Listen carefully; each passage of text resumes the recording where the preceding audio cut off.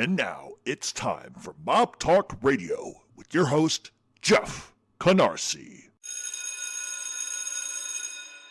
School's in, bitches.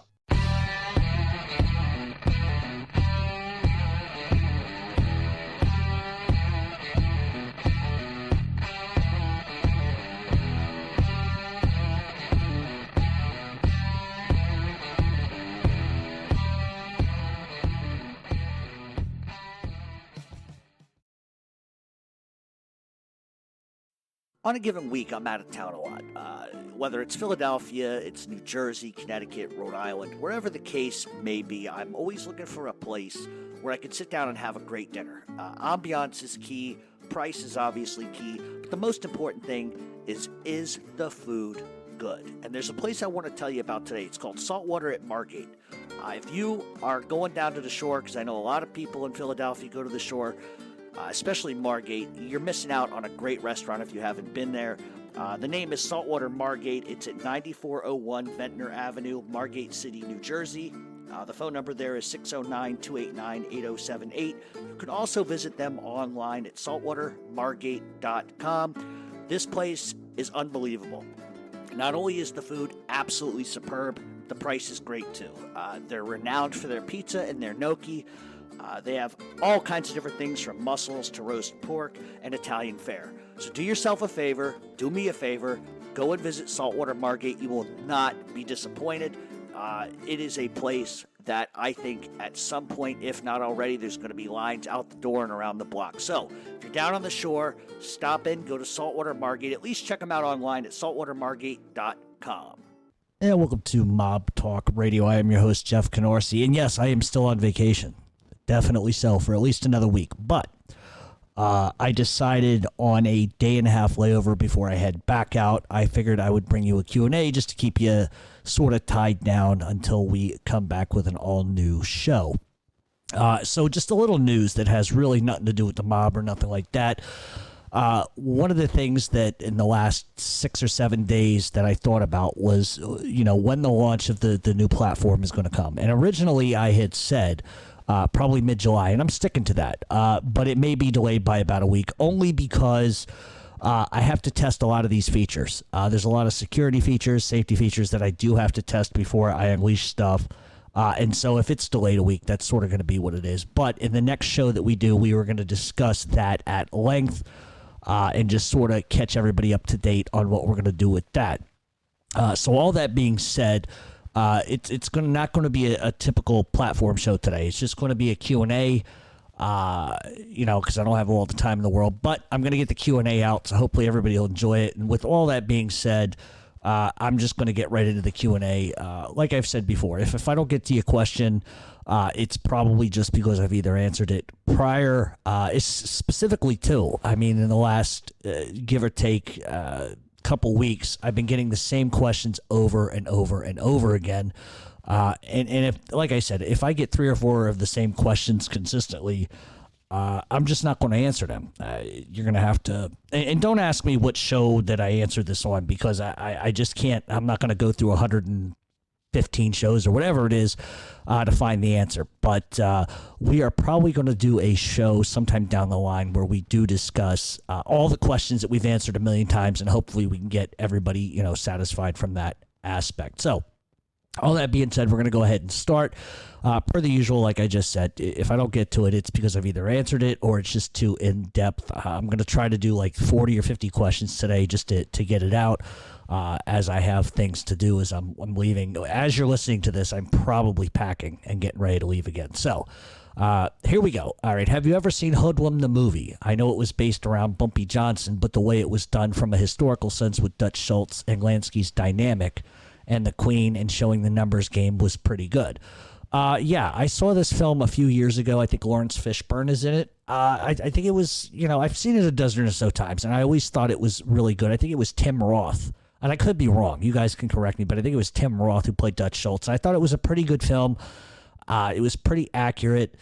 At least it had enough accuracy for me to just kind of sit back and enjoy it for what it was and just not nitpick it. And that's one of the problems that I have with organized crime films. I like to nitpick it. because I just think a lot of the problems that we have today, especially with mob films, is they're entertaining. That's one thing, but historically accurate is something a little different.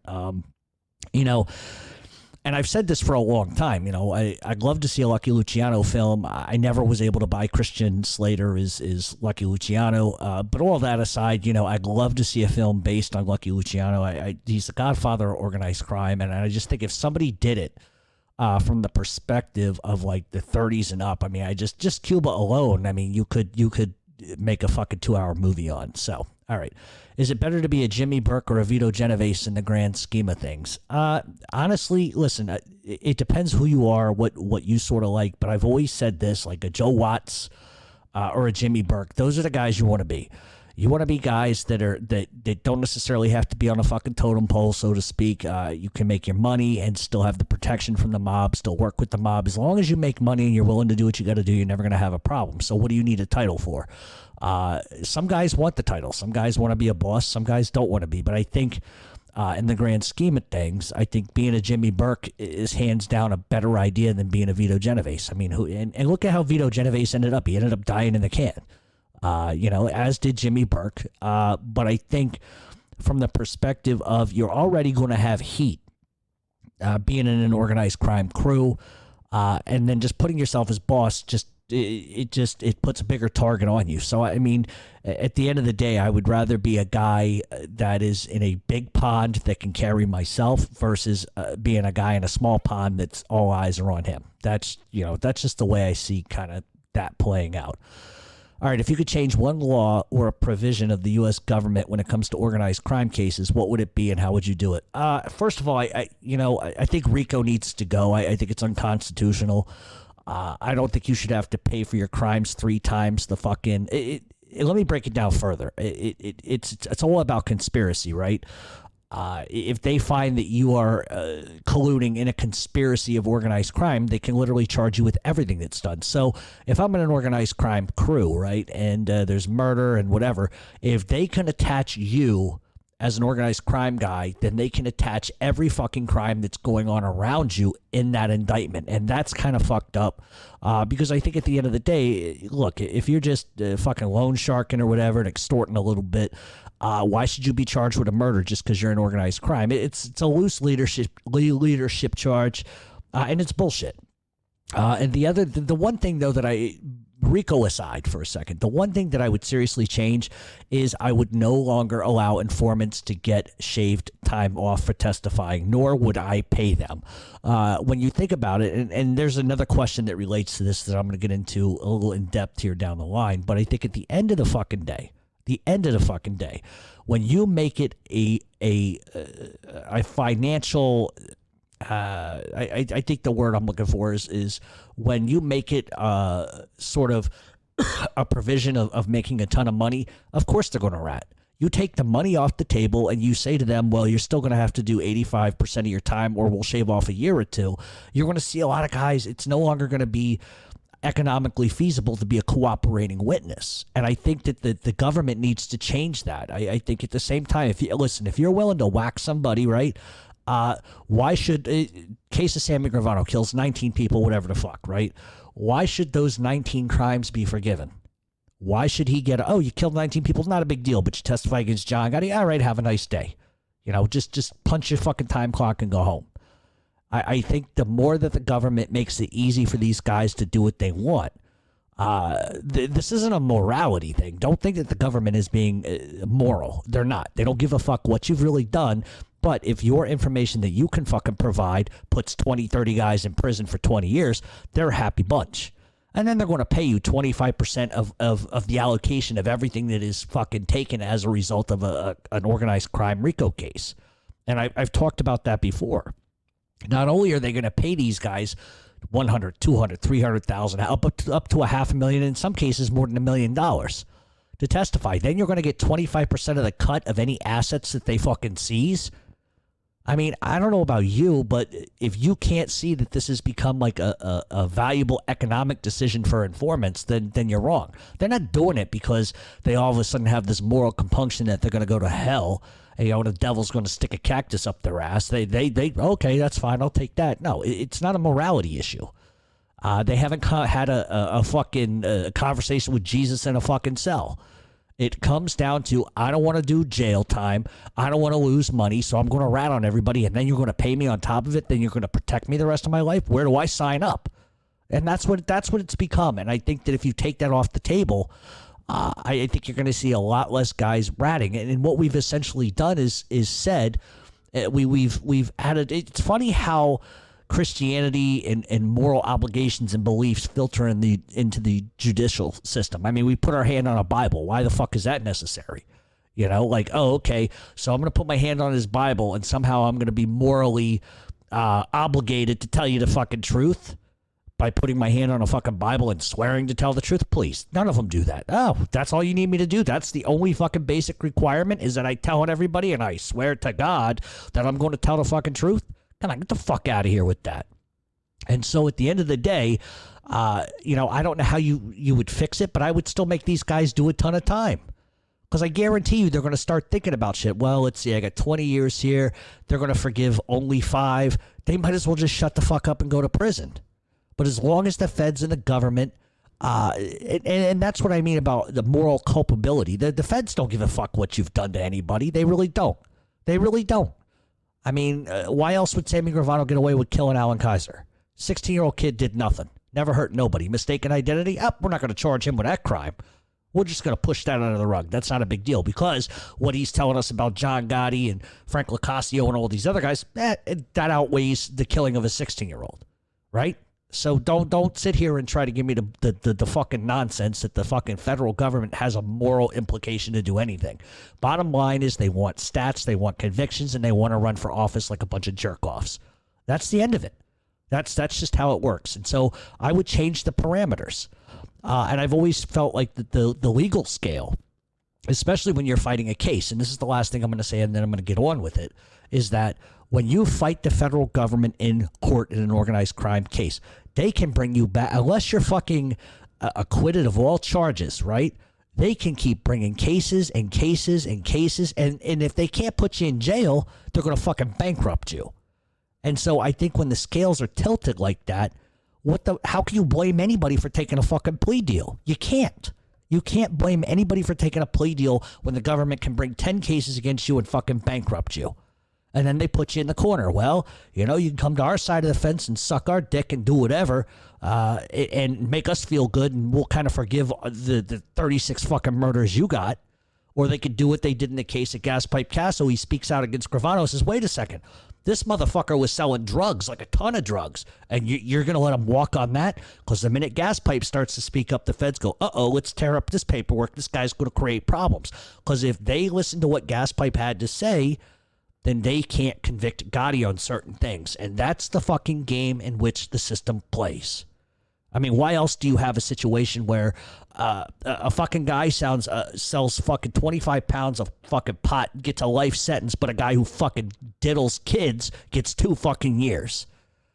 There is a very uneven balance in the way that the justice system works, and it needs an overhaul for sure. But thank God the American jury system now is starting to see these mob cases for what they fucking are. It's garbage. It's garbage. All right. Of all the guys you may or may not have met or had conversations with, and I'm not asking for any name, what makes them your favorite? Are they funny, serious family guys? Any stories? Listen, a lot of the guys that I've met are funny. They're funny guys. You know, I'm never sitting in a corner here and, I chopped this one up, I chopped that one up. I mean, that's all Hollywood bullshit. These people are just normal people for the most part.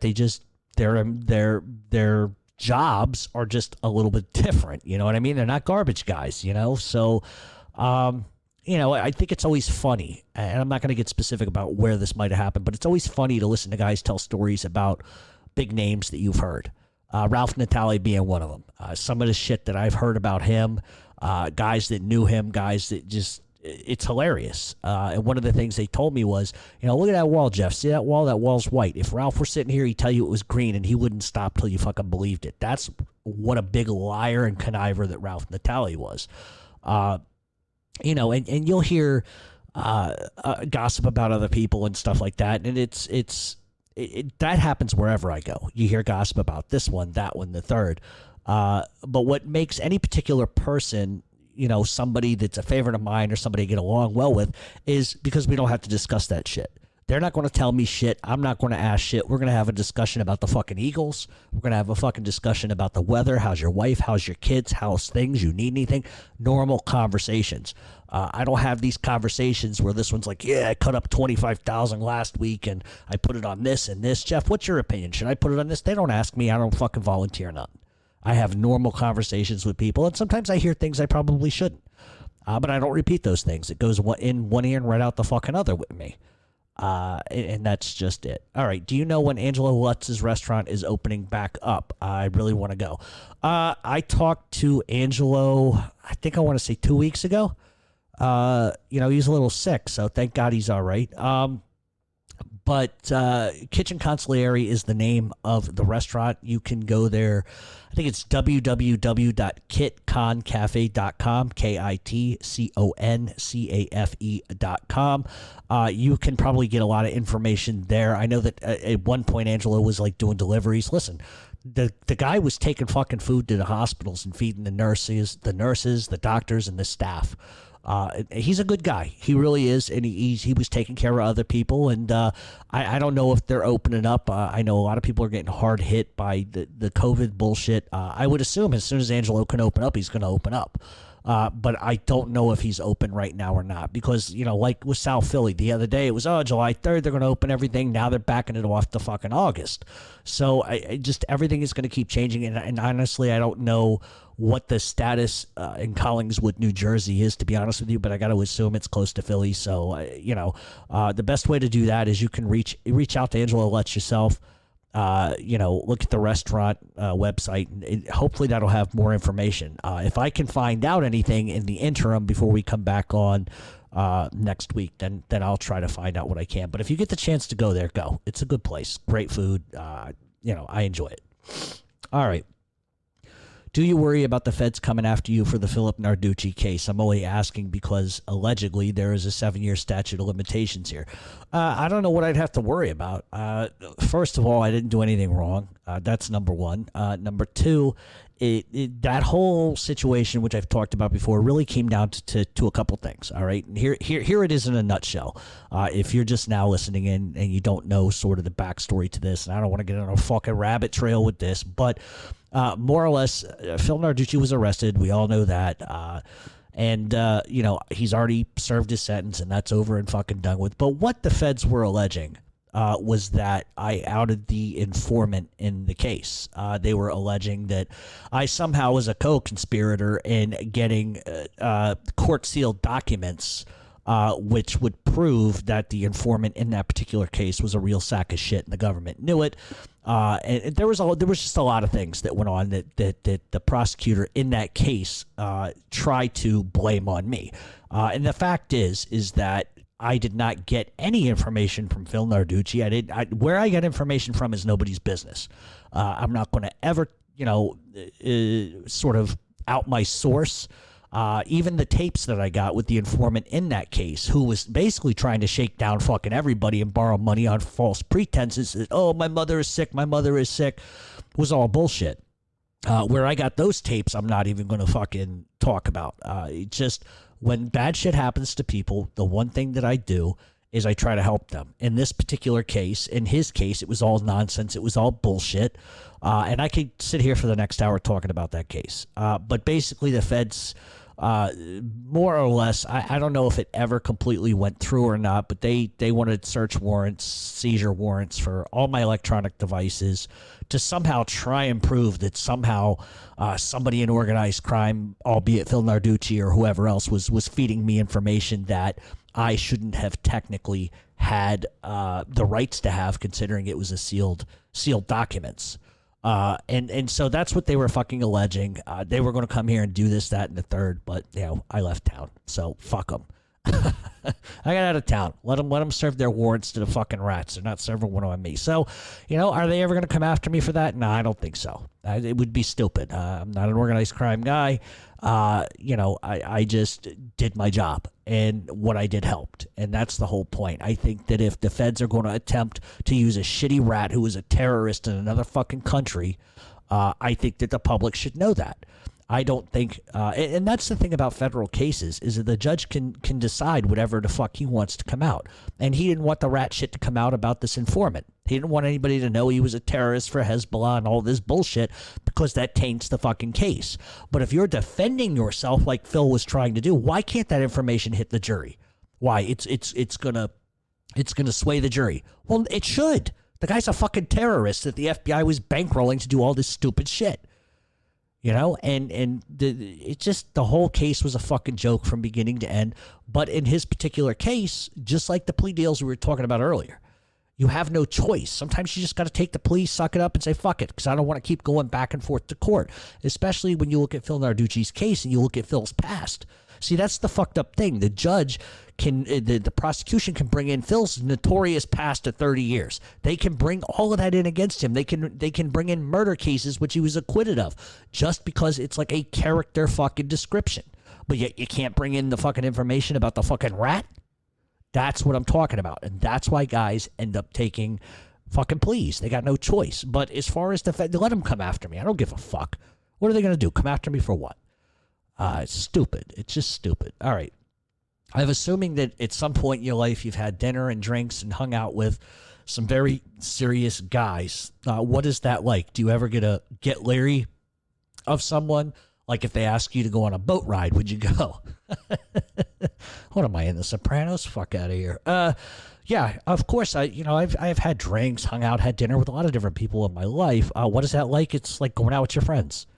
You know, I think people get very skewed understanding of what it's like to be around a real mafia guy. You know, the thing is, they're people, right? And this is the difference between me and other people that are on these mob groupie pages and the hate group pages.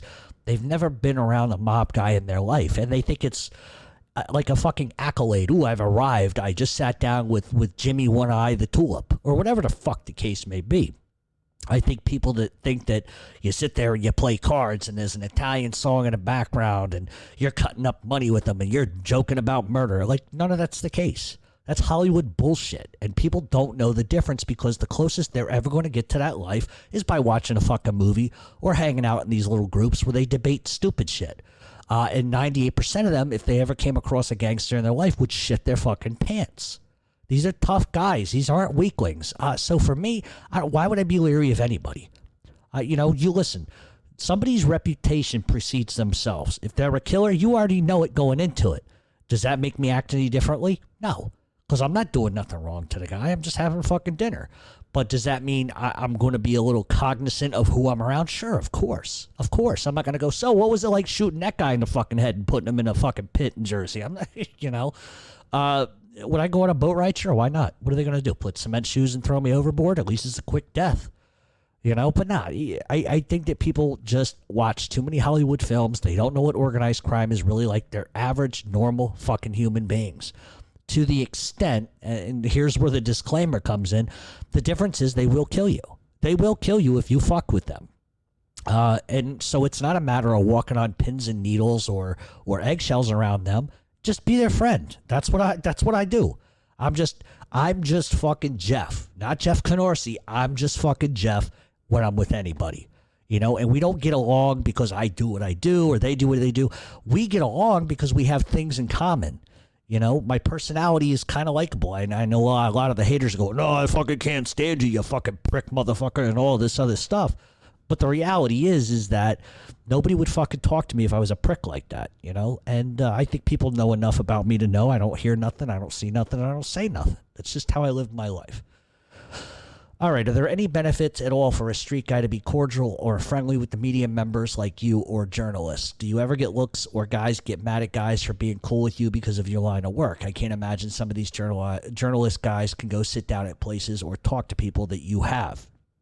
So it's similar to the last question. Look, I'm not a journalist. I'm not a media person. I don't see myself that way. I'm never going to write some Pulitzer Prize fucking article. And the reason why I never will is because I cover it from a different angle. I defend people.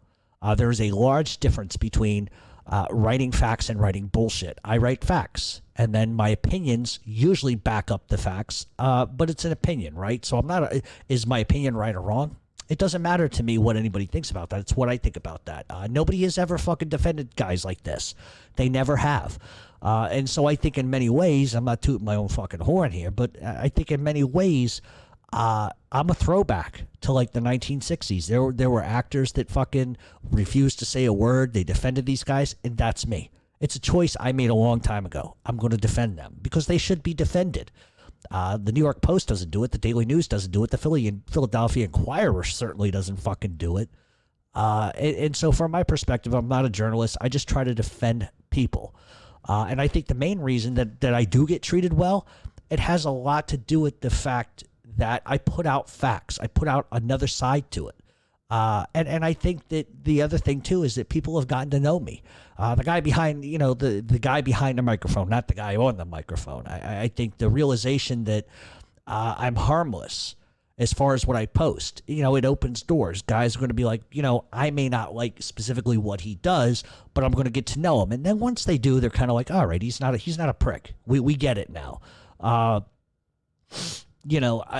think too that is there a benefit? I listen, honestly, I don't think there is. And that's me saying as someone who hangs out with people, okay?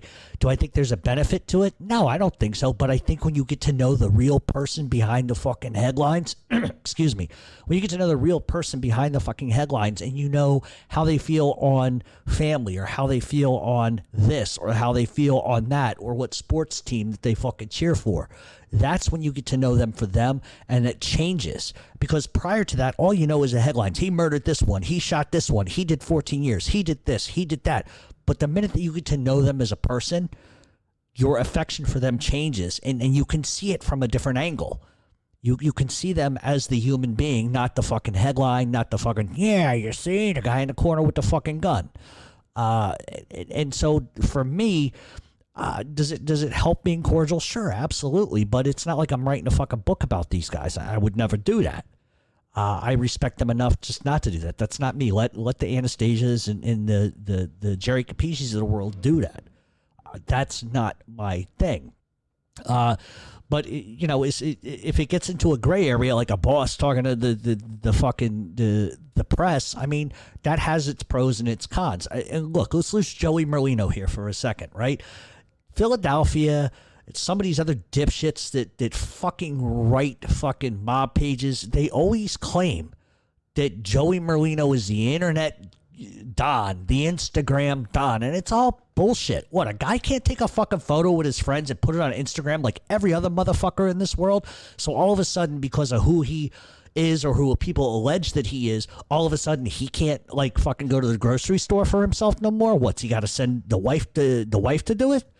Like, he should be able to live his life like everybody else. He's not like fucking putting up photos of cutting up coke and selling it, moving pills, pushing pills, whatever the fuck. They consistently go after Joey, especially the two down in Philly, the fucking gremlins. And all he does is play a mind game with them. If he comes off nice to them, maybe they won't be so tough on him in the papers. Maybe they won't talk about his wife. Maybe they won't talk about his fucking kids. And if that were me, I would do the same thing. Be pleasant, smile, keep it moving. Keep it moving. But if you think he really gives a shit about any of that, you'd be totally wrong. He doesn't give a shit about that. That's the perspective and the narrative that people don't know him want you to believe. Look, there's three types of journalists. You have, obviously Ratweiser and Anastasia, who have some sort of fucking gay crush on Merlino. And looking at Anastasia, his information comes from the feds and from rats. That's it. That's where that comes from. Then you have guys like Jerry Capici, whose info also sort of comes from feds and also rats as well. It's and Jerry's, I'm not defending Jerry Capici, trust me, but he at least will cover it halfway. He'll give you an opposing viewpoint. I don't think Anastasia's ever made an opposing viewpoint in his fucking life. I know Ratweiser has. That guy has. He's the guy that shows up at the party with the Mafia hat, the Mafia banner, and waves.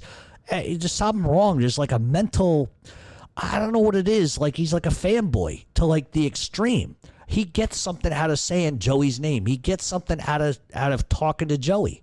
And I've never seen anything like it in my life. It's almost like a homoerotic sort of fantasy of his. I don't get it. I never understood it.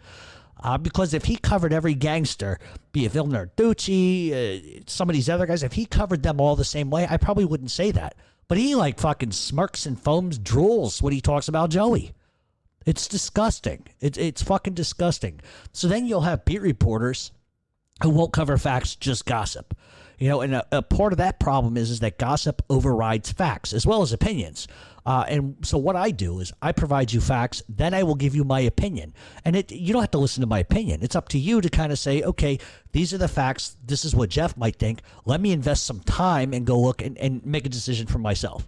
And so from that perspective, I don't think anybody really gets upset with me. I mean, listen, I've had a few moments where people have said to me, you know, don't mention my fucking name. And I get that. And it's okay. I have no problem with that. Anybody that's ever had sort of that perspective with me always does it as a gentleman and out of respect. They're never like, listen, you little motherfucker, this, that, and the third, or I'm going to fucking do. They never are like that. They would prefer to not even be thought of, to not be mentioned. And I get it. And I understand it. I'm not everybody's cup of tea. But the people that do know me and know me really well know which side of the fence I'm on. They know where I stand. They know where my loyalties are. For them people, I don't worry about it. Somebody told me, and I'm not going to tell you who it was, but somebody told me a long time ago and tells me constantly, like I need a reminder of it, you know, that people are always going to talk. People are just not going to like you. You just do what you got to do, make your fucking money, and pay them no mind. Pay them no mind. And that's reality. I don't. These guys are real people with real feelings, real emotions. They have families, and I do whatever I can do to shield them as much as I can and get the facts out. My job is to make sure that people understand that not everything that they are accused of is accurate. Some people have claimed, I'm a fanboy of this guy and that guy. But what people don't understand is anyone I talk about on a personal level, I've had conversations with, I have a friendship with, I know them. And that is what allows me to do what I do. It's trust. You earn trust. People know I won't out them. I won't lay them out like a jerk off. I'm not going to repeat things that I shouldn't. But believe me, in 1950, there's no way I could have done this. And also what people don't seem to get is that I talk about Mafia history. I don't divulge what I know, what I've heard. And there's a purpose for that. I know a lot of things I probably shouldn't fucking know. That is fucking reality. But I don't talk about it. And it's not because I'm afraid of nobody. It's because I respect people. So I try to talk about the history. I try to give you my opinion on what others. There's a million times I could have put a story out before anybody else because of the shit that I know. But I don't. I let them come out with it. And then I'll say, by the way, here's the story. This is what they're not telling you the truth about. But then what I'm also not doing is giving you information that shouldn't be out either. I don't divulge shit. I never have. I never will. That's not my job. Let other people like these jerk-offs from 60 Minutes do that shit. They write lies. I clear them up. That's my job. Name me, and here's a question to all of you. Name me one writer, one radio guy, one podcaster who has done what I have done.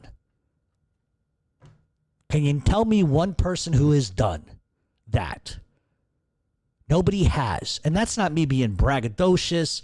I'm just stating the facts. People can say what I do is easy or that any moron could do it. And so my question is, why don't you? If it's so easy and you ain't afraid of nobody and you're a fucking motor mouth on fucking the internet, why don't you do what I do? Simple. If it's so easy, grab a mic, grab a computer, just do your fucking thing. There is zero talent in regurgitating what everyone else says. I could easily fucking do that. I can easily sit on a radio and repeat word for word somebody else's fucking work and not take the time to give you a fucking opinion. But I don't do that. There's no talent in doing that. I'm the one guy that some guys count on to tell the fucking truth. Because sometimes they can't. Sometimes they can't come out and say anything. So what I do is I come out and I just say it as is. And a lot of people don't like that. It's not that they don't fucking like me, because all the haters secretly do like me. Because it's amazing, because I'm going to tell you something nobody knows. All these jerk-offs that sit on the internet saying, Jeff Canarsi's a fucking piece of shit, he's a fake, he's a fraud, he's this. They say all kinds of crazy shit. But I could fucking unleash on all of them because I have messages from them saying, I do really like your show, I just don't understand. So what they're doing is they're participating in a group, making everybody think that they hate me, but then secretly they're on the back end telling me what a great guy I am, how what I'm doing is good. And those are frauds. Those are the frauds. Those are the bullshit artists. Those are the scumbags. So if you think it's easy, go ahead and do it. I will wait. It's not an ego thing. You name me one fucking podcaster, whatever the fuck you want to call it. Tell me that anybody is doing what I do. Tell me that anybody that is doing this sort of thing is hanging out with guys, going places, this social club, that social club. Name me one guy that can do that. Because if I was such a fucking scumbag and a jerk off like some of you want to pretend, I wouldn't even get in the fucking front door. I guarantee you that.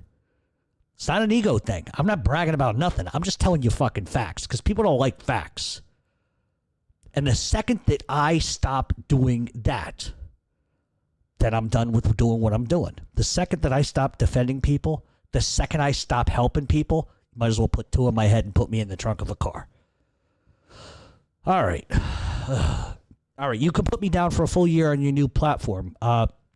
When can we start putting our subscription money in the pot? As a piece of advice as a business owner, don't wait and then don't start trying to do everything at the same time. Do as much as you can along the way. And yeah, that's absolutely the plan. We will be discussing the new platform on the next show. We are not going to do a year rollover. I just don't want to do it that way. I think it's going to be month to month and then a 6-month sort of thing for $5 a month. That's going to be the final price. That's not going to move. I think you're going to get 2 live shows a month, or maybe 3, and you're probably going to end up getting 1 live call-in show a month where it's like, here's the topic, this is what we're discussing, go ahead and call in. One thing I'm going to preface this, I don't give a fuck, the haters can call. I look forward to those cocksuckers, let me tell you. I look forward to talking to you because you got all this shit to say, but something tells me you're not really fully fucking prepared for the shit I'm going to bring. But if you're going to call off a burner phone, you're not going to call off a phone with your name, you're not getting on. Because if you're going to be a coward and do this shit from the fucking shadows, you're not going to get an opportunity. Guaranteed. Guaranteed. So we're going to discuss that probably on the next show. All right. Would you care to discuss the allegation that Dave Stratweiser and George Anastasia made about who's running Philly on their last show? No, I'm not going to discuss the allegation because that's simply what it is. And I'm just going to give you a reference point, okay? Because I know I dog these two guys all the fucking time. I'm not really trying to do it today. But I'm going to tell you this. Haven't they also been alleging for fucking 4 years now? An indictment's coming down this week. An indictment's coming down next week. The whole entire Philadelphia Mafia hierarchy's going down. Haven't they also consistently tried to put guys in a rat position that turns out they never were? They tried to fucking bury Anthony Nicodemo. They tried to bury him because he got moved from one prison to another.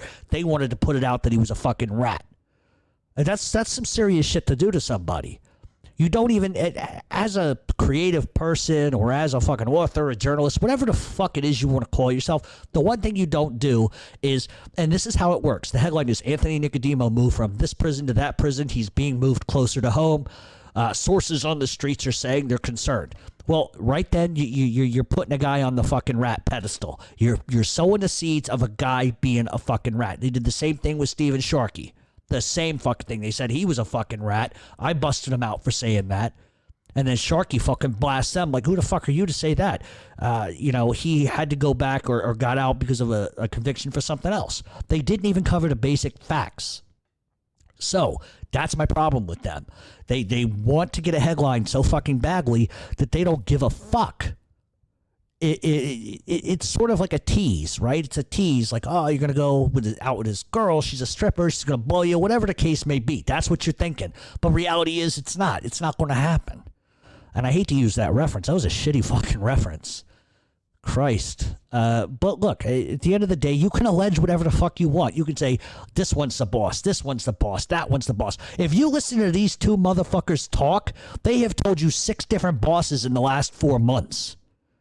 And listen, I could riddle off a fucking list of names right now that they've said is doing this, doing that, and they're wrong. And they're wrong. Not saying I'm right, but I'm telling you, they're wrong. You know, there are certain guys that they just want to put in any position, and that's what should tell you they have no fucking clue. Because in the same, and yeah, I listened to it, but that should tell you something. They start off with a sentence. First of all, they talked about Joey getting off house arrest. Okay, that's great for Joey. What the fuck's that got to do with anything else? Well, it gives them sort of a leeway and a path to start talking about, but we hear this one's the boss. They wouldn't know a boss if a boss sat on their face and wiggled their dick on them. They're gonna guess. They're going to lead you in a path in a direction. Well, we think it's this one. Words on the streets, and they just play the game. They don't fucking know. If they knew, do you really think that they would put it out? I don't. Because the one that they're alleging, and I'm not going to get into it. The one that they're alleging is is not the kind of person you should say that about. It's a scumbag move. And all they're doing is putting ideas in the feds' heads. That's it. Leave these fucking guys alone. Let a guy fucking work. Let a guy do what he does. If he gets indicted, he gets indicted. But who are you as a journalist to put a fucking moniker or a title on a guy when you don't even fucking know him? I fucking do. You just, it's fodder for getting a guy fucking pinched up in some stupid fucking shit. That's the issue that I have with those two. Because it's never the same story. It's never the same name. It's always different every other week. They make it sound like every week the guys in Philly meet at a fucking social club. They put all the names in the hat. Which one's the fucking boss this week? Oh, I think it's going to be this guy. All right. Next week they come in. All right. Who's the underboss this week? Oh, it's going to be this one. Yay. And everybody claps. It's so fucking stupid. It's so fucking stupid. And the one thing that they do is they consistently make Philadelphia guys look fucking soft. And they're not. But they do it that way because, well, you know, this isn't New York. No shit, it's not New York, you fucking baldy-headed fuck. But that's the thing. That's the thing. George, listen, I'll give him some credit. He has covered a mob really well for like decades or whatever the fuck. The last 10 years, forget it. Forget it. The minute you write a book with a rat, it's over. It's over. But my whole point and my whole diatribe with this is that if you are going to allege every other week somebody else is the boss, you're either fucking retarded or you don't know and you're just trying to feed the people that listen to your nonsense. Who the fuck cares? Who cares at the end of the fucking day? Do they get stuff right? Sure, absolutely. Are they wrong 98% of the time? Yep. And I could prove that, but I don't feel the need. And so, no, here I go. I just discussed the fucking allegation, and that's not what I wanted to do. But that's all it is. They pick a name out of a fucking hat. That's all they fucking do. How is it they hid outside of fucking Phil Narducci's fucking house in the bushes, getting him arrested, coming to the thing, and they're saying, oh, Phil Narducci, captain, and all. They're saying all this crazy shit. And then they turn around not fucking 5 months later saying, he's retired. He's been retired for a long time. Well, which one is it? Because 6 months ago, you cocksucker, you were saying this guy was a fucking head chopper. Which one is it? This is why you can't believe anything they're saying. Because they don't fucking know. All right. What's the new platform? How will it work? Okay, so we've sort of discussed that. I'm going to start that, talking about that next week. All right. Jeff, just some advice. Go somewhere where these knuckleheads can't reach you. Cut the phone off. And if you need to make a call, just get up in the morning, just rest, dress, and read the press. That's how I did my time, and that's how you should do your time off. Yeah, listen, I made a couple of calls when I was gone for the first week, just to check in and see how people are doing or whatever the fuck. But I'm not answering any Mob Talk Radio shit. I refuse to. I'm not really on social media with the vacation. It's just about relaxing at this point. No matter how busy I'm going to get, there's always 2 or 3 guys that I keep in close contact with, just see if they need anything, just to see how they are. All right. Jeff, love the show. Listen to it all the time here in Ireland. My question is this. Will you be doing any shows on gangland in Chicago during Prohibition and go into detail of all the gangs and the major players, i.e. the beer wars, all the way up to the St. Valentine's Day Massacre and beyond? It would really be a cool, interesting show. Keep up the good work. Stay safe. Yes, I do have some shows that are recorded, but I'm waiting to launch on the new platform. That's going to include a Chicago history lesson, Detroit history lesson, and those have been recorded. I'm just holding off on them because I want the new platform to have some things on it that people have been asking for, and I just think that's the appropriate time to do it. All right, who was the most intelligent mobster? I think Neil Delacroce was. But what a disappointment that was in Murder Inc. with Anastasia. Okay, and listen, in my opinion, probably the most intelligent mobster historically was Lucky Luciano, and I say that because look at where he was able to take the mob. He took them from warring factions to the juggernaut that it really became. Lots of people had the idea of the commission, but it was Luciano who really made that happen, and he was a smart guy. As was Meyer Lansky. I mean, it's hard to pinpoint one of the two of those because they were all serious smart guys. Carlo Gambino, Vincent Gigante, Frank Costello, even Joe Bonanno, before he went off the trails, was a smart guy. But it just, for my money, it's going to come down to Lansky and Luciano being the two brightest. But Luciano, in my opinion, was probably the most intelligent guy. Russell Buffalino's another one you could throw in there. All right. So my question to you is, did Russell Buffalino have any ties or any business relationships with Carlo Gambino? When I watched The Irishman, they made it seem that Russell Buffalino was the one that called the shots for the whole commission, but I thought that he became boss in 1959 and Carlo became the boss in 57. You would be correct. Buffalino did not have the final say on anything related to the commission. But listen, Buffalino was insanely liked and respected. And even in contrast, Buffalino relatively went his whole life without a serious pinch. Same as Carlo Gambino. He kept himself quiet. He went about making money, not headlines or waves. As sort of, listen, all these guys did business together at one point or another. It's just, that's just how it was. But the film was distorted in a lot of ways. I mean, they made Angelo Bruno look like a juggernaut, and he wasn't in terms of the commission. Tony Salerno, they made him into like the fucking head honcho of the whole mob for half the money, and that's not true either. He was a tough guy. He was a moneymaker. He was a brilliant guy. But they made him more bossy than he really was at the time. And believe me, Tony Salerno was not a guy you wanted to fuck with, but at the end of the day, I think there's a few things they did with that film that I don't want to get into that I just didn't appreciate. But it's Hollywood film. What the fuck do you expect? All right. How involved was the mob in the late 50s, R&B, and doo-wop? Morris Levy worked with Gigante, gave him a farm and condo in New York City. Ralph Gallione was in the Gambino family and had a brother, Albie, who sang with the group The Passions in Brooklyn. Also, Joe Barcelona was mobbed up, and he sang with the Brooklyn Five Discs. Thanks. So I don't want to get like too specific because we would be sitting here all day, but I think that, look, the mob has always controlled the music industry in some capacity. Just alone, for instance, Louis Armstrong was owned by the Matronga family, who were really the first organized crime family in New Orleans after the first mob war of 1890. Meyer Lansky controlled Wurlitzer jukeboxes throughout New York City, and he would make sure that the artists that they supported got playtime on those jukeboxes. As far as Morris Levy goes, he was the mob's guy in the record business. He would own something like 90 companies, employed over 1,000 people, and he controlled record pressing plants, which was a big deal. He controlled tape duplicating plants. He just didn't control what he owned, but he had a far-reaching power into all facets of the recording industry. He just couldn't, it wasn't just as simple as making a star, but he could control the stars, and that goes into the Hollywood industry as well as far as acting. The mob control, just like the studios would control their actors and actresses. A lot of what the mob did in those days was to operate under the umbrella of a recording company and would forge their names as the writers and collect royalties for decades. Often artists were never given any control of their own records or their craft. The mob controlled it completely. Levy had used the roulette room as a front business for Vinny Gigante, and the feds only knew about it because of hidden wiretaps in the ceilings. Levy not only was making millions of records and false ownership rights and writing credits, but he was shaking down others in the music industry, along with the Genovese crime family, who was backing him completely. And it's also worth notice, Levy was a huge narcotics trafficker for the Genovese crime family and for Philadelphia drug kingpins as well.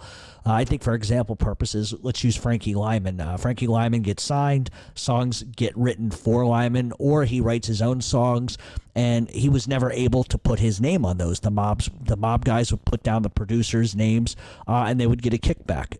Like I said, even if Frankie wrote a song and it was a hit, the mob would own it. It's a scheme a lot of the producers used. But Levy was the one guy with huge mob backing, and nobody would really go after him for it. Oftentimes, these recording artists, they got fucked contractually. I think there's a Sopranos episode where Hesh takes a lot of shit from black artists, and that is really close to reality. A better example would be, Frank Sinatra and Tommy Dorsey. Tommy Dorsey signed Sinatra to a relatively normal contract. Sinatra obviously is the star, and he gets bigger, and bigger, and Tommy Dorsey knows that. And so he gets Sinatra to sign a contract where a lot of that money coming back goes to Tommy Dorsey. And what he's doing is subterfuging Sinatra, saying, okay, Sinatra, you're gonna be the headline and out front, but we're gonna take a lot of your money. And Sinatra realizes this, and says, listen, you're going to give me more money, or you're going to let me out of my contract. Tommy Dorsey refuses. And the result is the Moretti brothers were sent, and they basically give Tommy Dorsey a fucking, sort of an option. Either you let him out of his contract, or we're going to blow your fucking brains out. They used that in The Godfather. Dean Martin had this similar problem with Lou Costello. Now, if you've never heard this before, this might be news to you, but Lou Costello, the actor of Abbott and Costello, was a piece of shit, a huge piece of shit. Dean Martin was a star in his own right, but Lou Costello was a guy that would handle other people's contracts for them.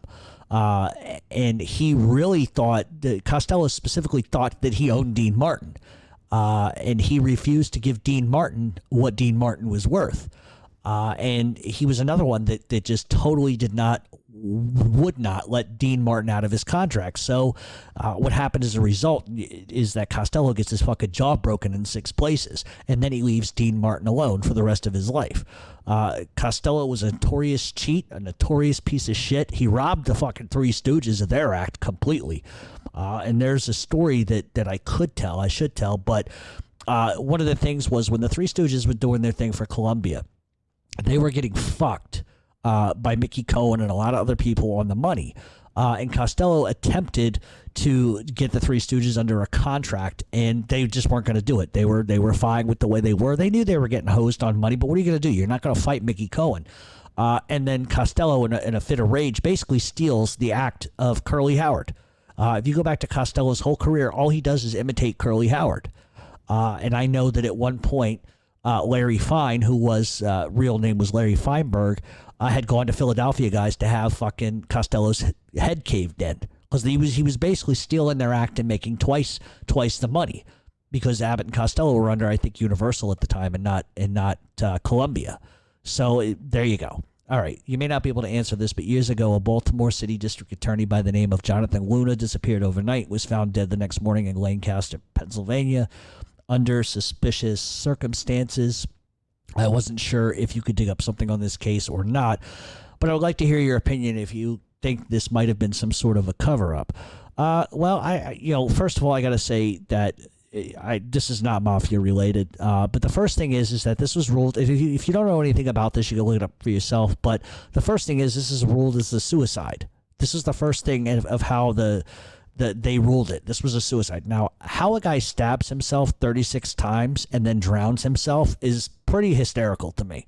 I've seen a lot of people, not seen a lot of people, but I've heard a lot of suicides, but never a guy that fucking shoots himself 36 or stabs himself 36 times and then goes face down in a river and says, all right, fuck it, I want to die. That's the first sign of a cover-up right there. I don't think, like I said, any of this is mob-related, and it has more to do with the huge drug case that this particular attorney was prosecuting. The Deion Smith and Walter Poindexter narcotics case, if you're looking for what that case was, you can look that up. This case is so huge. and so creepy and weird, mysterious that I can't cover it in its totality here. But I don't think it has anything to do with the mafia. I think this has everything to do with personal issues. I mean, look, a guy gets stabbed 36 times, his throat gets slit, and he drowns himself. Even if you're a criminologist or a fan of criminology, that would tell you that this was insanely fucking personal. Because most people just shoot a guy in the fucking head, or they stab him in the throat and it's done and over with. The fact that you mutilate somebody to that point, that is a very, very personal problem with somebody else. And it has all the earmarkings of sort of a cartel-like murder. So there's no telling. But I definitely don't think that this was just some random murder either. All right, are there any relatives of Carlo Gambino still alive? And if so, are they involved in legitimate careers? Thankfully, there aren't any shows called Living Gambino or whatever Victoria's Gotti's program was. Living Gambino. It's funny. Carlo still has a son. One of his sons just recently died. He still has another son. And he's got cousins and relatives that aren't involved, but, most are legit as far as I know. There's a couple that aren't. All right. So if Carmine Galante doesn't get whacked, do you see the Bonanno family as a powerhouse challenging the other four families and Galante being possibly the boss of bosses in part two? How many families would have challenged his absolute power? Normally, I would probably say no, but the mere fact that Carmine Galante did not hesitate to kill a bunch of fucking Gambino-made guys without any fear tells me that probably the most logical answer to this, is that yes, definitely so. However, killing the Gambinos and refusing to cut profits from drugs is really what gets him killed to begin with. I think Galante would have been a huge force to be reckoned with, but he trusted those around him, and they set him up. But yes, I think he would have probably been a little bit too Nicky Scarfo for the five families. And so my thing is had he not been killed, I have zero doubts that he wouldn't have tried taking over everything. It would have been very interesting to see. I just think he was too bloodthirsty, like Nicky Scarfo. He calms himself down a little bit, but you got to admit it.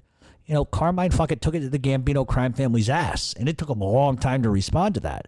He was a guy that feared nobody. So it's interesting to sort of play out what we think could and might have happened, but we'll never know. All right, so what I'm going to do is I'm going to take a break real quick, and when we come back, we are going to get to the rest of your questions on Mob Talk Radio. I know at times we like to have a lot of fun on this show, but it's time to get serious about one thing. I know that the coronavirus pandemic has hurt a lot of my listeners and their businesses. Restaurants have been ordered to close, gyms have been ordered to close, cigar lounges have been ordered to close, and even bars have been ordered to close. These are small businesses that don't always have the cash reserves to continue making their rent or mortgage payments. They can't even pay their vendors. My good friend Mike Kaysen of Kaysen & Kaysen is an experienced bankruptcy lawyer that is there to help you right now. Kaysen & Kaysen represents individuals and small businesses in complex bankruptcy proceedings in New York, New Jersey, Philadelphia, and Miami. Give Mike a call at 646-397-6226. And if you mention Mob Talk Radio, he's going to give you a free consultation. Once again, it's Mike Kaysen of Kaysen & Kaysen, 646-397-6226.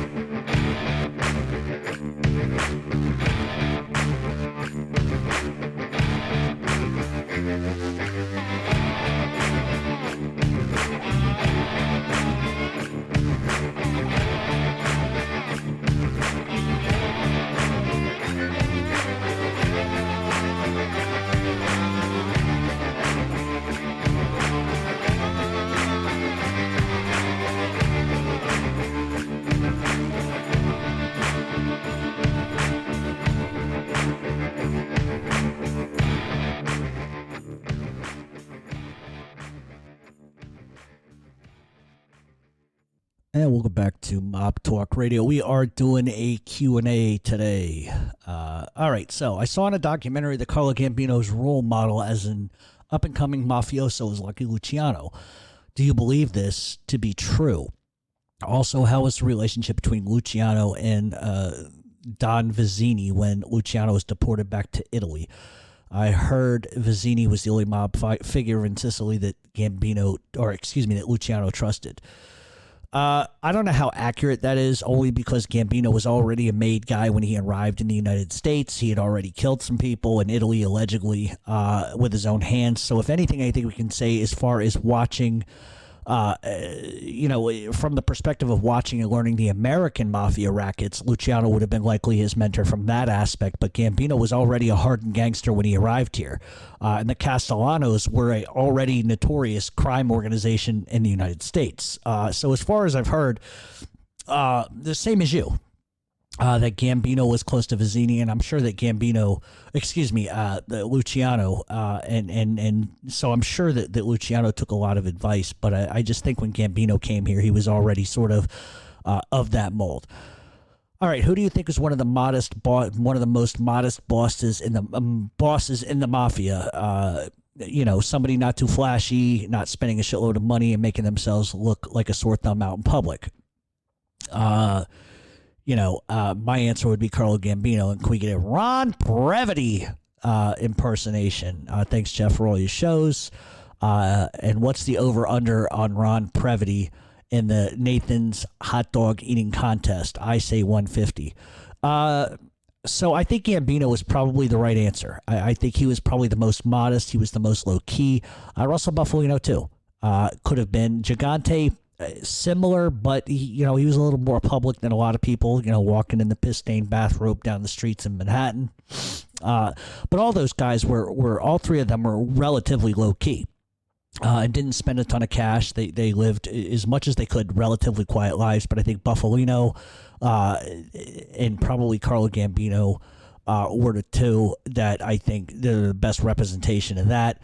As far as Ron Brevity goes, if he was in a Nathan's hot dog eating contest, I'd probably go with 165. He'd pound 165. Yeah, I'm putting 165 hot dogs in my mouth. As far as an impression, thinking on the fly here, I don't know. I can't. These are one of these things that I have a tendency of doing on the fly. But Ron Previty is Ron Previty. Job of the Hut.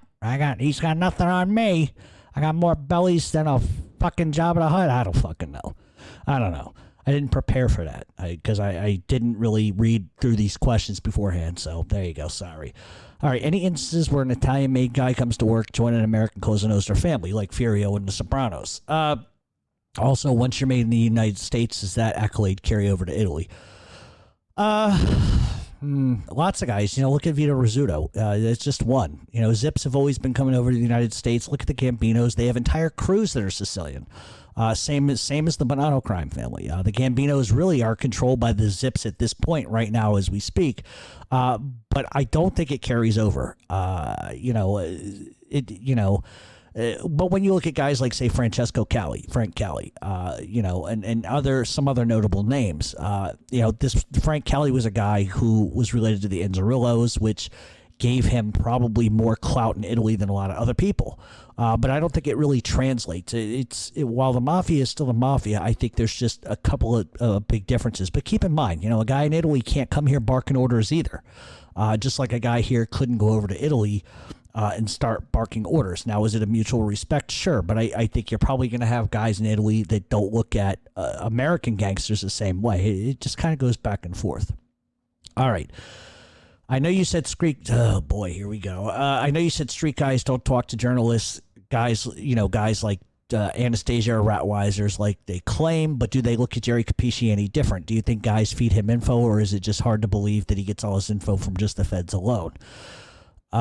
Listen, I think there are people that tell Anastasia and Dave Ratweiser stuff. I think in their particular case, that's coming more from law enforcement and fringe people. But it's really small time crap, and it's often meant to debunk things that they may think. So if there's anybody in South Philly that's talking to them, it's to correct them where they're wrong. There's not somebody that is calling them saying, no, you got it wrong. This guy's the boss. They're not doing that. They're just saying, no, you got it wrong. That's not what's going on in this particular case. So nobody is like, Welsh, and nobody's talking to them and giving them leads and shit that nobody else knows. They have never ever fucking repeated or announced anything that was earth-shattering or mind-blowing to me. But they get it wrong. They distort the reality. As far as Jerry Capisci goes, most of the time, I give Jerry some credit here. He gets the story right most of the time, but like a lot of other guys, he fills gaps with stretches, leaps, and gossip. Nobody's ever going to get it 100% right all the time. I don't even get it right all the time. Because at some point you have to think on your feet and logically follow a lead or a story where you think it's going, and then you got to look at the politics of it. The difference being between me and them is I understand the politics. And I know people. I hardcore know people. So I know what's in their personality, what they're not going to deviate from, and that's how I can assimilate whether something's true or something's fucking false. I don't think mob guys feed Jerry Capisci anything. It's always informants. It's always the rats. I think in Jerry's particular case, if a mob guy says anything to him, it's to correct him and tell him what he's got wrong. But the majority of the time, it's nothing but rats. Nothing but rats. All right. Colorado had a crime family since the Smaldones, late 70s, early 80s. Look, Colorado began with the Carlinos, and then it goes to Joe Roma and then the Smaldones. I mean, to my knowledge, they're still active, but insanely fucking small, like 3 people. They're more of a crew than a traditional family. With Clarence Smaldone dying in, I think it was 2006. Nobody really knows how active or who's running things. I suspect they're still there, but definitely not a big crime family. Probably just a very, very small, epically small crew. Colorado really post-prohibition wasn't a huge territory. After Joe Roma got killed, the Smaldones went on a run from 1933 to almost 2016. So that's a long fucking run. But from what I understand, from what I've been told, they only have two active guys. And that was up until 2016. So they could be totally defunct. I don't think they are, but they're not what they were. They're definitely not what they were. All right. If Tony Sirico would have been made with the Columbos, do you think he still would have become an actor? Also, were there many mob guys during Sirico's time that had his same sense of humor, since we never saw those guys on screen? Look, Tony Sirico was a legit tough guy. Tony Sirico was a legit criminal. Tony Sirico was a legit gangster. The only thing was Tony Sirico wasn't a made guy.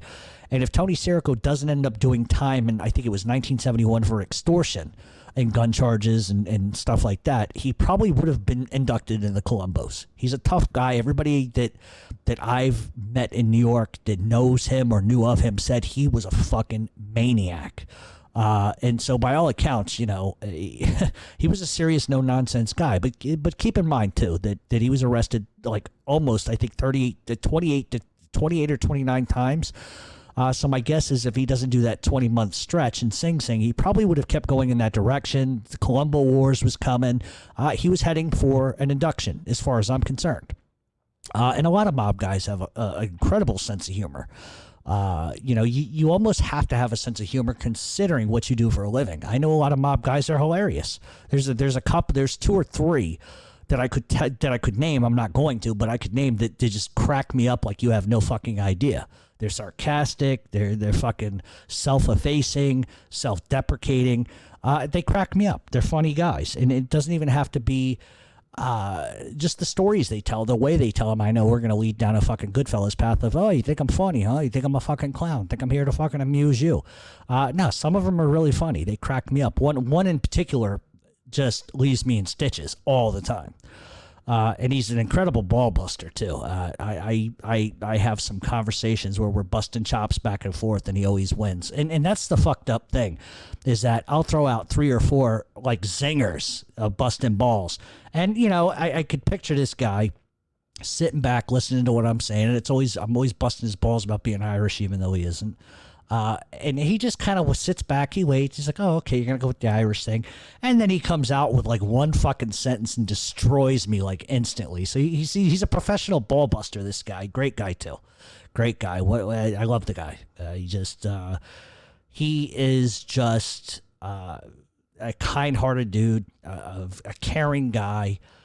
There's 2 or 3 of them that really are. that I have associated with to some level. I have a friendship with them, with all three of them, and I just think that I think a lot of people say disparaging things about them. I think a lot of people say things that are allegations that are crazy, because at the end of the day, they're not the monsters that people want to make them out to be. But yeah, I mean they're funny, and the one I'm speaking about in particular he's a good ball buster. He's really good, and I was actually relaying this sort of story to another guy. I was saying, he's a ball buster, this guy. I said, I'm giving him shit about being Irish and this, that, and the third, and I'm hitting him hard with this. And then I tell this other guy, I said, then he comes back with one fucking sentence and destroys me. So it's comical. This is what we do. We just bust balls. That's it. All right. Who do you think did the top three best front boss jobs? I thought Sam Giancana did a real good job for Chicago. Are there any instances of front bosses that actually did fool everyone totally? I think Giancana really was a disaster for Chicago. Ultimate disaster. Did he deflect from who the actual bosses were? Absolutely. But his sheer stupidity, he ends up kind of doing them a favor in a weird kind of way, but also in a shitty way, because he brought massive heat.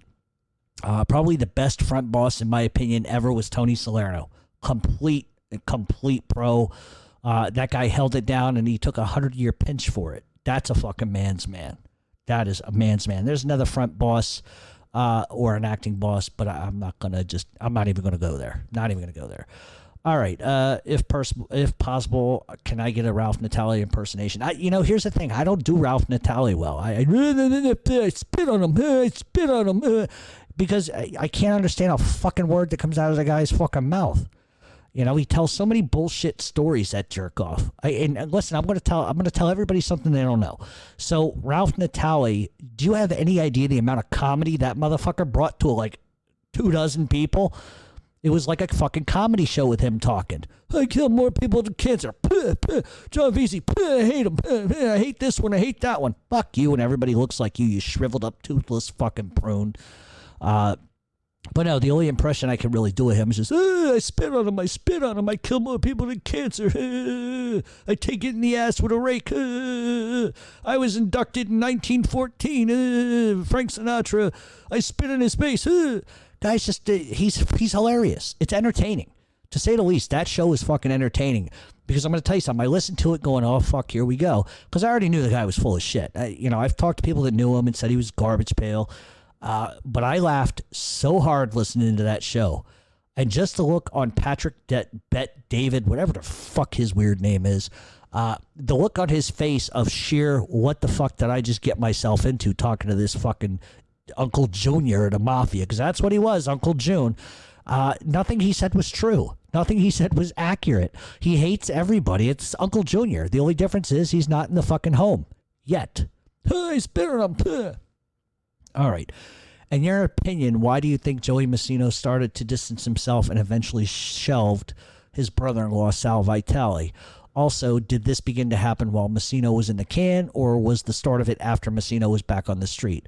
I know Vitale is a scumbag rat fuck, but I can't help but wonder if he would have ultimately went the rat route had Joe Massino not changed the dynamic of their relationship as drastically as he did.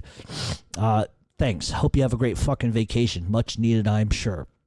The one thing Joey Massino did after becoming boss was he sort of realigns the family. First of all, he made it so that the social clubs were all shut down. He didn't want captains, meaning anybody. He just did not want anybody being tied back to him or to the hierarchy of the family. Massino was worried of rats. He was worried of informants. And he just said, social clubs shut down. Nobody's going to meet. Nobody should call. And captains could not meet each other publicly for any fucking reason. And a lot of that was because Massino was putting himself in the shadow, sort of just trying to just not be visible. He wanted to shield himself from investigations. He wanted to shield himself from eyes and ears. But as a result, Vitale, who at one time was semi-acting as the front boss, then the underboss, he becomes persona non grata as a result of Massino wanting people to stop fucking talking. On the back end of that, Vitale was not well liked within the family. A lot of people fucking hated him. And, on Vitale's side of things, he thought that, he deserved more, but he only got to where he got because he was related to Joey Massino. And that's the fucking truth. Not only did Vitale use that bond as a way to fuck guys out of money, but he overstepped his position countless times. As Massino sort of begins to restructure, Vitale gets demoted, and getting demoted from underboss meant he no longer was the go-between, and he would lose a lot of money as a result. Massino then sort of let it be known to Vitale that the reason for his demotion was because he was greedy and unpopular. So Massino has to make a fucking example, and just because you're related to somebody, listen, if you like a guy and 60 others in your family don't, that creates a problem. And so Massino did what he had to do. Vitale would get pinched in 2000, would plead guilty in 2001 for extortion, and he ends up getting put on house arrest. Then he ends up pleading guilty to loan sharking in 2002. He wasn't immediately sentenced, which creates a huge fucking problem for the Bonannos, because it sort of makes Joey Massino believe that he was talking to the feds, because the time he would have gotten out of that would have been nothing. I mean, this is a guy that didn't do a ton of crimes. He didn't get caught for a lot of things. Just pleading to loan sharking and then not just getting sentenced like that day created a problem. It gave the sort of aura that, okay, well, they didn't sentence him yet, so he's got to be talking to them. And that's what Massino sort of started to think that was going on. And he just got suspicious very quickly. And then basically Massino sort of orders his captains that, look, if I get arrested, Vitale should be killed the next day. On Vitale's end of all of that was he was furious that Massino hadn't helped him out financially. He expected all kinds of money, getting demoted, and then getting locked up, and Massino didn't do nothing for him. And then as Massino was arrested with Vitale, Frank Lino, and Danny Moginelli, Massino orders the death of Vitale, which the feds intercept. They play him the tape, and then the rest is sort of fucking history. So I think, I don't think it would have mattered if Massino didn't shelve him or not. I think the fact that he threatened to kill somebody and Vitale finds out is exactly why Vitale does what he does. So there you go. Do you think there is a racket we don't really see guys use anymore that might make a comeback in the future due to the pandemic or just times changing? Probably nothing that we haven't seen before. I'm sure loan sharks have made some legit cash during the pandemic. If you didn't, you're a fucking failure as a loan shark. Because I know people that are actively doing that and were really loaning out money during the pandemic and still are. But it creates a problem when people can't pay back. So, what, if any, connection to Cosa Nostra did the DeCoco crew based in Schenectady, New York have? From what I've read, they've operated for years under the radar with little to no violence. Well, for instance, okay, Paul DeCoco was a close friend of Carmine Galante, and with Galante operating narcotics, gambling, and extortion in Montreal, that is sort of how they knew each other. DeCoco was a union guy. He was a racketeer. He controlled gambling in Schenectady. They weren't mobsters. They were racketeers, mainly bookmakers, and they operated independently, sort of like, an independent crime family, so to speak.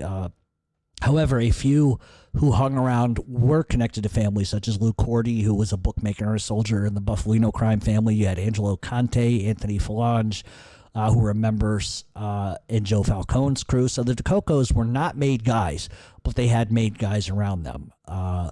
What is interesting is the contacts the DeCocos had, and they were aligned with some big names. Harry Shapiro, who was a bookmaker from Montreal who worked for Vic Catroni and Carmine Galante. Salvatore Falcone, who was a capo up in the Utica area. You had Rosario Mancuso, who was a mate guy in Falcone's crew. You had Rocco Marone, who was another associate of Falcone. Salvatore Giglio, who was a made guy in the Bonannos. And word has it DeCoco stepped in and sort of oversaw Giglio's rackets in Canada while Giglio was in prison and then after his deportation. DeCoco, as far as I've heard, and as far as what I can tell, was never an inducted member into the Mafia, but he was subservient to Carmine Galante. So in the mid-1980s, just as a reference, Springfield boss Frank Scabelli wanted to muscle into the area and wanted to take it over. DeCoco helped advise Scabelli, giving him the names and locations of all the bookmakers in the area, and this basically allowed Scabelli to end up shaking down everybody for a percentage. And this sort of proves that DeCoco wasn't made, because there would have been no way Scabelli could have been able to encroach in that territory if DeCoco was made, because he wouldn't have allowed it to happen. And he would have gone to the Genoveses and tried to get them to help him. So I think that further proves he wasn't a made guy. And that would also explain why there isn't a lot of violence. All right, I haven't heard much about the Colombo family in a while. Are they gone by the wayside? Or are they under the radar and being a proper secret society mob family like the way it's meant to be? They're a lot bigger than a lot of people can imagine. Believe me, if you're not hearing about them, there's a reason. It's because they're low-key. And that's all I'm going to say there. All right, Capone and the outfit was never Cosa Nostra at that time. Can you talk a little bit about how you think the outfit became Cosa Nostra? How do you think it happened? Did the five families contact them and tell them you must join our organization? Cosa Nostra with all those become maid ceremonies and mafia laws, or we will fucking kill you. And with who? Accardo, probably. Your thoughts, please. It likely would have switched gears as Frank Nitti took over. And after Nitti's so-called suicide, Paul Ricca probably would have been the guy who took the Chicago outfit from gangsterism into the mafia into another direction. And then it would have been followed by Accardo in probably 1957. And there was a switch that sort of took place after Capone went away for tax evasion and got shelved. It really would have started to move in that direction after Capone. Capone didn't believe in sort of mafia nostalgia. He was just a gangster, straight up gangster.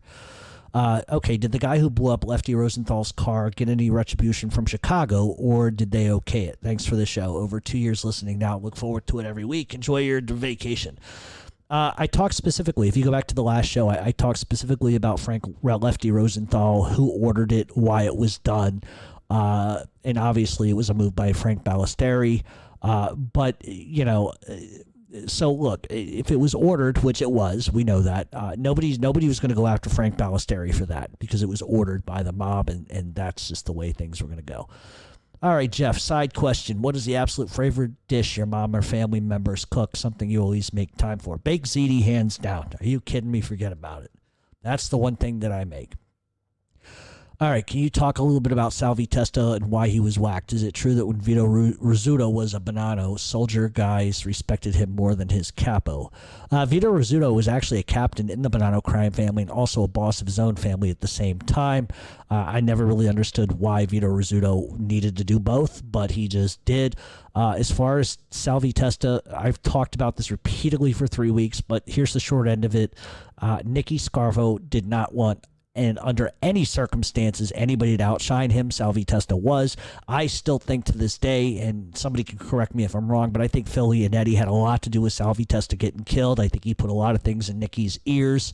I think that's true. I think beat writers in Philadelphia tend to make this a fucking Salvatore Merlino issue, and I don't really think, I mean, granted, Salvi Testa was supposed to marry Joey Merlino's sister. He didn't. He broke it off. That's disrespectful. It's embarrassing. I get all of that, and I obviously didn't know Joey's dad. I can't really tell you for sure if he would have been so enraged that would have been the way to go. I'm sure he was pissed. Who wouldn't want to defend their fucking daughter? I would too. But I think Nicky Scarfo used that as the backdrop in order to do what he did. I think it's just a matter of Salvi Testa got too big for his britches. Nicky didn't like that, and I think that Phil Leonetti probably put shit in his head, because I think Phil, at the end of the day, besides being a coward, raccoon wig-wearing fuck, I think he was very jealous of Salvi Testa. And the only point that Ralph Natale made that made sense to me was when he said, "You're sitting here telling me that fucking Phil Leonetti loves Salvi Testa. He set him up to be killed. How could he love him?" So that's the only valid point that the shriveled up prune really brought to the table. All right, in his book Mob Boss, Al Diarco mentions Howard Schultz, founder of Starbucks, who was from Canarsie, Brooklyn, and was known to frequent Italian social clubs in the neighborhood. Do you know if the mob had any role in starting up the company? Probably not. Listen, he might have gotten some money from them guys to start up. I don't know. I'll be honest. All right, still wondering why you do not consider Lucky Luciano a rat. Look, I never said he was or he wasn't. I leave it up to others to decide that thing. What I will say is this. You have to understand the time period. These guys were all telling on each other. Genovese ratted out Luciano to the American government, and in turn, Luciano and Costello and Carlo Gambino set up Genovese to take a drug pinch. They all did certain things to attain the edge back in the days. That's how things were. That's how things operated. When we reached the point in the Mafia where it became like this huge, you shall not tell or testify, like you can tell, but you cannot testify. It was a different time period back then. Guys even didn't. Abe Ellis was the only one that was willing to testify, and Joe Valachi or whatever. We know what happened to Abe Ellis. He got thrown out of a fucking 12-story window. But that's just the way things were done in those days. It's like a good example would be like the killing of a boss. It was outlawed after Lucky Luciano took over, yet prior to Luciano installing that fucking rule, Gambino, Genovese, they orchestrated hits on Costello. They orchestrated, or the attempted hit on Costello. They orchestrated the hit on Albert Anastasia. Lucky Luciano killed Salvatore Maranzano and Joe Masseria. So you can't really... Big Jim Colosimo got whacked. I mean, you cannot. So do you see my point? It was one way in this period, and then it evolved into something different. It seems like the rules only applied when they wanted them to apply. So can I call Luciano a rat when others were doing the same thing? Not necessarily. And I think today's rat is different than yesterday's rat. There's a difference between setting a guy up to take a pinch because you want to take his territory. Is it a scumbag move? Sure, but they were all doing it. But there's a difference between telling on somebody to get yourself out of a fucking jail jam versus trying to take over rackets, I think, in those days. I'm not in the Mafia. Therefore, it is what it is. Is there still a Mafia presence on Long Island? Yeah, you better believe there is. I'm just going to leave that at that. If Carlo Gambino is Staten Island, too, forget about it. That's all Staten Island is. Island of fucking gangsters. If Carlo Gambino was running the Gambino crime family now, how do you think he would have do as a boss today in today's climate, guys ratting on each other, cameras everywhere?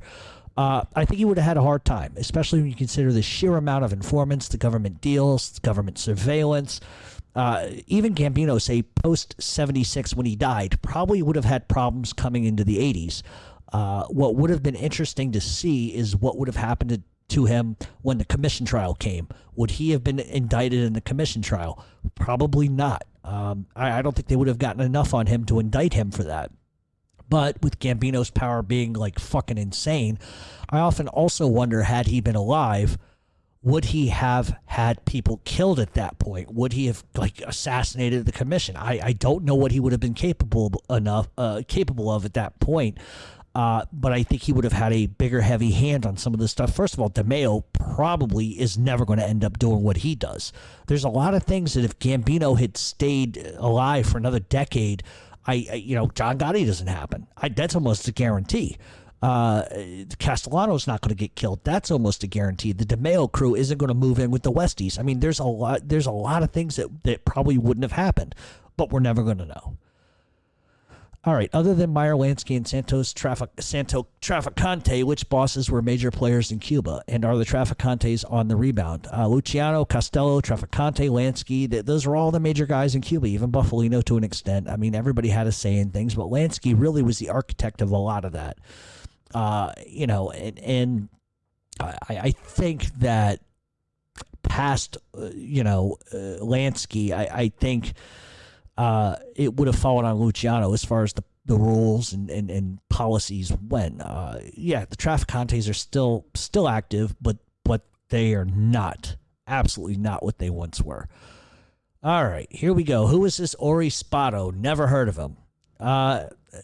He was a friend of Sonny. Okay, so Ori Spotto was a friend of Sonny Franzese. He was a bit player, a bit hustler. He wasn't a mob guy, was never inducted in the mob, never a made guy, never considered even on the record as an associate. I think a lot of that is sort of the impetus of that is he puts that on himself, and that's okay. If you listen to Mike Franzese, he says that Ori Spotto was nothing but a douchebag who used his father's name all over Los Angeles to scam people and scare people. I don't really believe that to be the case. But if you listen to Ori Spotto, he's going to say Michael Franzese is a rat piece of shit, nothing, which he is. And I haven't read his book. He was indicted in some stuff, and he did serve prison time. I also know that there is something on YouTube where he's talking to the feds. So, I don't know who the guy is. I've never heard of him in my life. Nobody in New York has ever heard of this guy. Listen, I cannot knock a guy who wants to write a book. I really can't.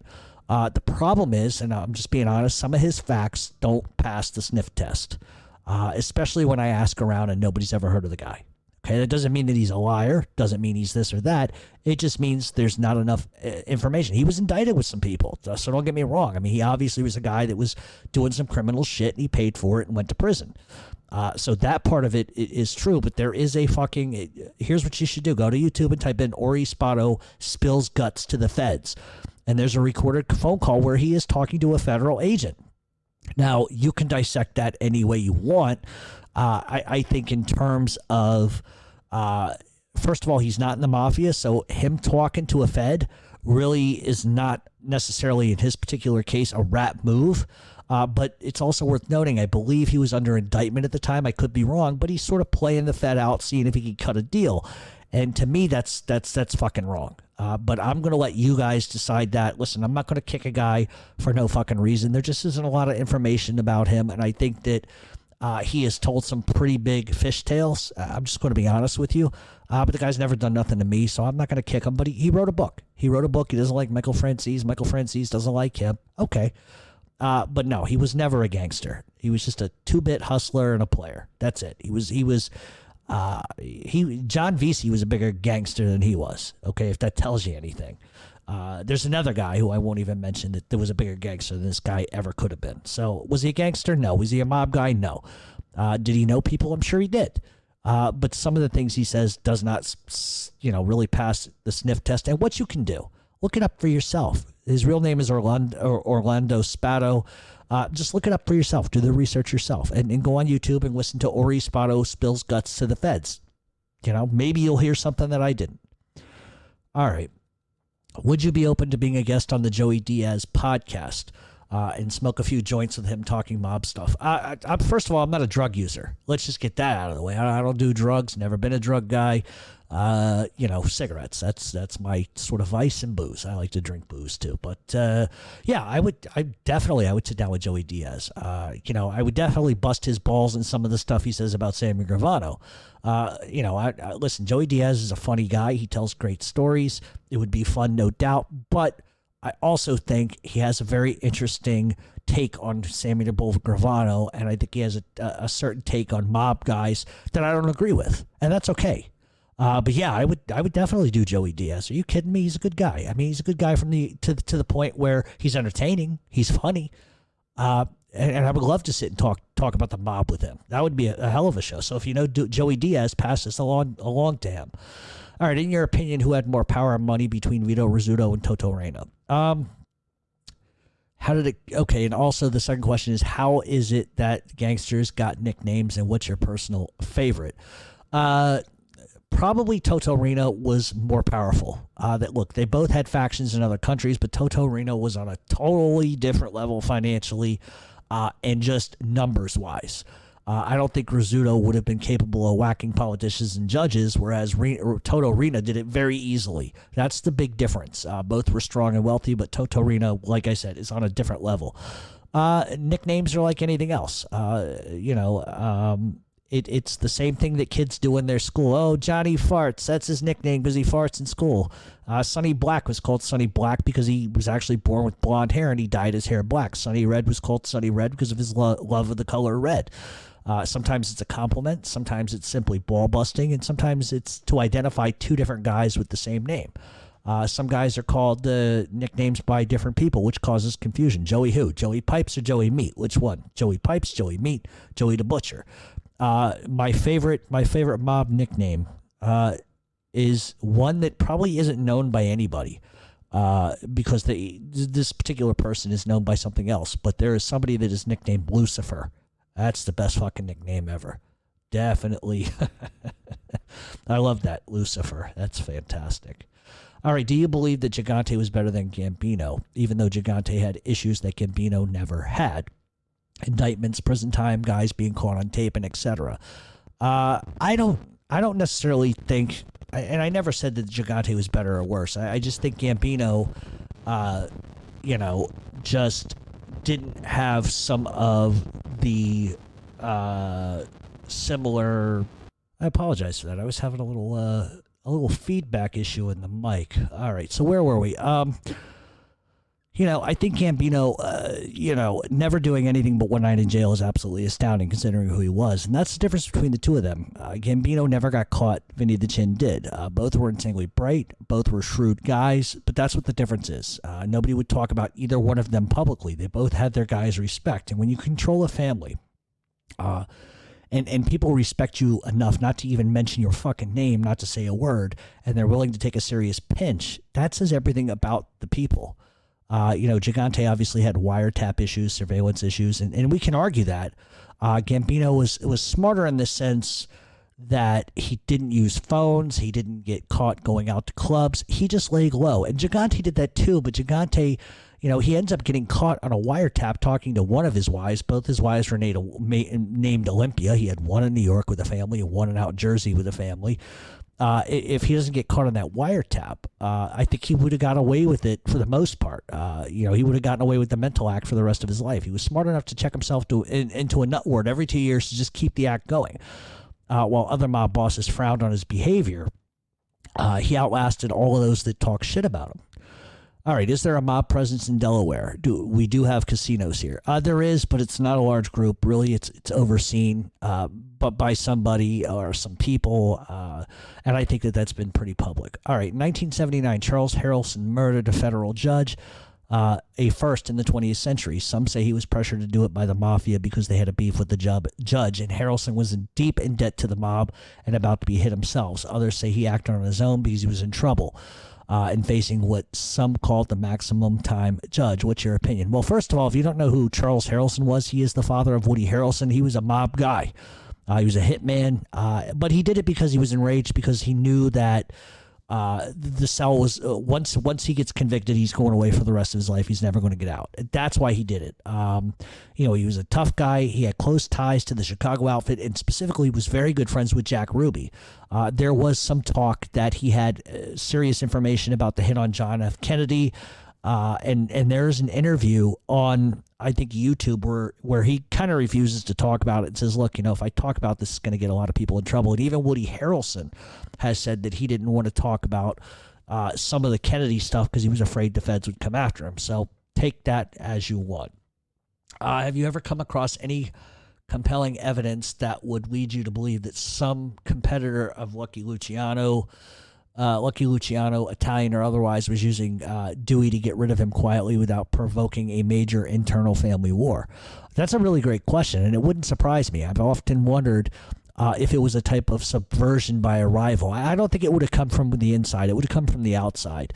I think we could logically argue that Vito Genovese could have done something like that. Obviously, he would be at the top of that list immediately, but I tend to go against that idea because Genovese was able to acquire what he needed a few years later in Gambino.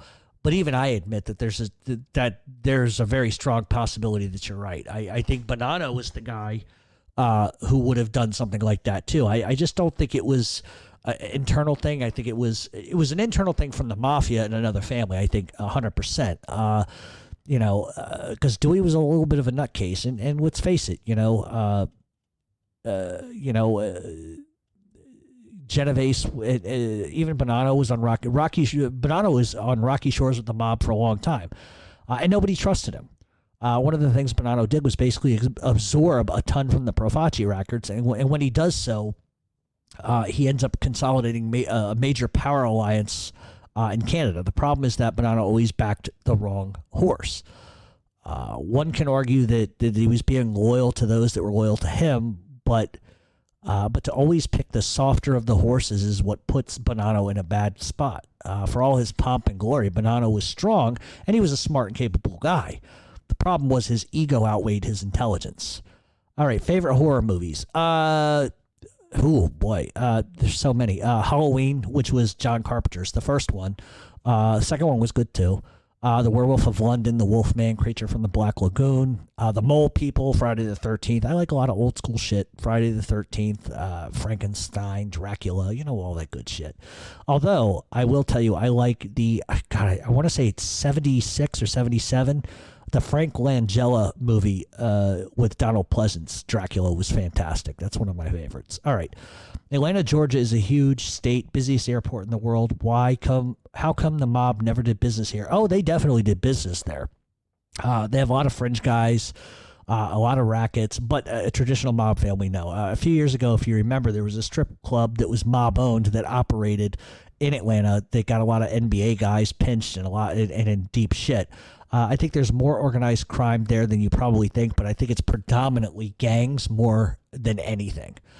All right, what happens to money or cash that was hidden with mob guys when they get killed or go to prison? Are there large amounts not claimed? Most times, like in the case of like Wild Bill, Wild Bill Catolo, his money gets stolen. Guys kill him and they steal it. When Roy DeMeo got killed, Anthony Center and Joey Testa went after Roy DeMeo's son Albert because they wanted his black book, which showed all his bookmaking people, all his loan sharking victims, not victims, but jerk-offs or whatever the case. And they tried to kill Albert DeMeo for that, just to get it. Sometimes, the money gets stolen. Oftentimes guys diversify their money into real estate and other things, and any money or whatever is insured to be given to the wife or family. They make sure they hide pretty well. But most of the time when they die, the rackets get absorbed almost immediately, and the family really doesn't get anything out of it. That's just the reality of organized crime. It's been talked about before that Cardo didn't like Bonanno, but do you know of any other stories about Chicago and New York guys beefing with each other? There was a bit of a beef with Lucky Luciano and Al Capone over the St. Valentine's Day massacre. The heat that brought, it caused a lot of chaos, and Capone thought he was ending the problem, which it did, but, in theory anyway. But Luciano didn't want it, didn't like it. To my knowledge, there were some issues between Tony Spilotro and New York guys in Las Vegas. One of the things Casino did get wrong in that fucking twerp, Frank Collada, is that Tony Spilotro did not have a lot of power in Las Vegas. Could he stop somebody from shaking down a casino? Absolutely. But was he the all to end all? Could he touch them and forcibly remove another mob guy? Absolutely not. He probably would have because he was a fucking nutcase, but he didn't have that kind of power. What is the toughest thing about dealing with the haters? Probably that they tell the same repetitive lies without even doing basic fact checking. They spew lies and end up believing their own fucking delusions. The other thing is they don't accost you. They attack your family and friends. They never bring it to you. Their cowardice is pathetic. They will take a basic fact and try to manipulate it. Like I said, there's a bunch of them that try to do it, and half of what they say is all bullshit. I'm very open-ended. I tell everybody exactly everything. I don't hide nothing, never really have. But they think if they find one smidgen of something, it accounts to something else. And that's the other thing. Like, you can hate on me all fucking day, right? Why are you can hate on me, but when somebody questions you and say, well, what the fuck do you know about the Mafia, and why are you talking about this guy if you don't know anything about the Mafia? And they have no answer for it. So I just let the pissants and the jerk-offs be that what they are. Very few of them would ever say anything to me. Why is it so easy for these mob rats to talk shit about current made guys and not fear them? Look, it's easy to sit back and say, whatever you want when the feds are protecting you. If they had any balls, they would go and say it to their face. And they're not about to do that because in reality, they're terrified of mob guys. The reality is when you are protected by the feds, they intentionally lie, they intentionally make up shit, and they say inflammatory things because they know at the end of the day, if you go near them, they're going to have you arrested for fucking threatening an informant. That's what they do. All this shit talking serves their own ego, their own delusions. And it's been my experience that real gangsters don't talk shit. They just fucking handle it. These aren't men. They aren't gangsters. They're straight up cowards, and they're bitches. They tell stories filled with gaps, tell stories that are filled with lies. And the thing is that they always talk about dead fucking people. They don't talk about guys who are active and alive because those guys are going to refute their lies. So here's a rhetorical question. If these bums are as big as they pretend to be, don't you think 60 Minutes would want to talk to them? Don't you think CNN would want to talk to them? Don't you think that these major printing companies would want to talk to them? Don't you think they would have, been heard worldwide? They aren't. They're on YouTube. That should tell you something. How do you make yourself a gangster when all you've done is break into homes and rob people? That don't make you a gangster. That's not even a gangster move. Use common sense when listening to these bullshitters. In fact, I'll take it one step further. These pukes, these punks want to debate me. I'm right here. They won't. They'll refuse to, and they won't do it. You want to know why? Because I bring facts, and they cannot defend that. They can say, oh, that's not true, but when I pull out fucking court files and go 1, 2, 3, 4, 5, they can't say a fucking thing. You know, when I bring on a real fucking gangster and they say, nope, that's not true, you're lying, they're not going to do it. They avoid me like the fucking plague. Ask them why they do. Why they don't ask me shit. Why don't they want to debate me? Why don't they ask me to have them on their shows? Because they know I'll fucking destroy them. Does anybody wonder why they don't attack me either? You don't see one of these rats doing that, do you? It's because they do not want to get exposed with facts because it's paying to lie right now. It's always paid to lie. Their whole life is based on lies. In fact, go ahead, ask a few of these jerk-offs, why they ran to the organized crime task force in Philadelphia trying to put me with fucking made guys. It's a fucking joke. They're so desperate to give information to keep that fucking check coming in because they don't have 2 dimes to fucking rub together that they'll make shit up. And thankfully, in that situation, the feds fucking laughed at them. You have to ask yourself, why don't the feds hold them accountable for the lies? Why not? They can randomly just call and make shit up, and they aren't held to any standard or any accountability in that sense. It's happened 3 times in the last few months to me. You had a situation here in New York. There was court testimony about me, which was completely fucking hysterical. I'm a gangster. Everybody I know is gangster. I'm a made guy. I'm a made guy in one family and an associate in another. How the fuck is that even possible?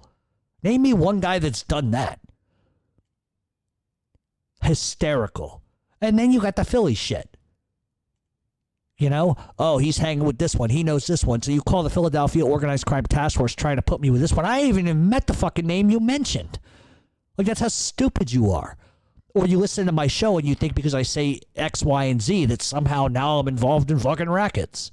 It's retarded. And as I always say, and this goes to them and this goes to the fucking feds. You got something? Come get me. Come fucking arrest me. If not, shut the fuck up and keep pushing paperwork like an office bitch. Because that's all yous are. That's all yous are. I have heard some like hysterical accusations before in my life. But to sit in a courtroom and have somebody make allegations about me, which, one, aren't even remotely fucking true, shows how fucking delusional you are, but then wants to put me with this one, with that one. And I wish to you, I so to God want to get these court transcripts. Because I'd love to release them to everybody so they can see what I'm talking about. Do you know what it's like to sit in a courtroom and there's a judge, there's attorneys, and all this, that, and the third, and this fucking asshole stands up. He goes, oh, he's in the Philadelphia Mafia. He's in the Philly mob. He's an associate of the Gambino crime family. Like, how do you say that in the same sentence? The judge looks at me. I start cracking up. It was the funniest shit I've ever heard. Like, why would you want to make me that fucking relevant? That's so stupid to me. You know, and it's the same sort of ilk and the same sort of jerk off that in one sentence will tell everybody, oh, Jeff got chased from the streets. Right. How do you get chased from the fucking streets? People believe their own delusions. And I couldn't believe, you know what I'm going to try to do? This is my promise to everybody. I'm going to try to get transcripts of that because everything was recorded, obviously, as they do in courts. I hope to God there's a transcript and I will release every fucking page of that shit because it's hilarious. Oh, he's in the Mafia. You know, he's an associate with the Gambino. He's a mate guy down in Philly. He works for X, Y, and Z, X, Y, and Z. The funny thing is the names he mentioned in Philly, those guys are fucking dead. Never even met those guys. Then he's going to fucking double down and call the fucking organized crime task force down in Philadelphia and try to make up a bunch of shit about murder. It's so stupid. This is why you cannot believe anything these guys fucking say. And it's not just one, it's all of them. Ralph Natale would have you believe that his tongue was the cure for fucking syphilis if he thought you'd believe it. Ron Previty would have you believe he was 180 pounds of muscle instead of 642 pounds of fucking fat. Ron Previty. Fucking jerk off. So that's the thing. You hang out with people, you get a moniker, you get an allegation, you get an assertion. I don't give a fuck. Let them say what they want because me and them know what the truth is. But this is what they do. Like, why would you want to make me like out to be something I'm not? You're going to make me out to be a gangster? I'm not a gangster. Come on. It's so stupid, the whole thing. But this is what they do. This is why I always tell everybody, listen and enjoy. It's entertainment. That's all it is. It's not reality, and it's definitely not the truth. Because they don't deal in truth. They deal in bullshit lies and delusions. Just listen long enough. You'll hear the story change every other day. All right, so all that being said, I'm going to go back on fucking vacation now. I'm ready. I'm done with this for today. But I appreciate everybody listening, and I'm glad I was able to do this and sort of bring this out. We will be back at some point in the next 7 days. You'll know when, because I'll announce on Facebook, Q&A, and go. And we'll keep bringing you the best mob genre show available, because that's what this is. I don't give a fuck what anybody says. This is the best show around, because I said so. That's it. All right, so, stay safe. Stop rioting. Stay out of the coronavirus way. And that's that. Have a great week, everybody.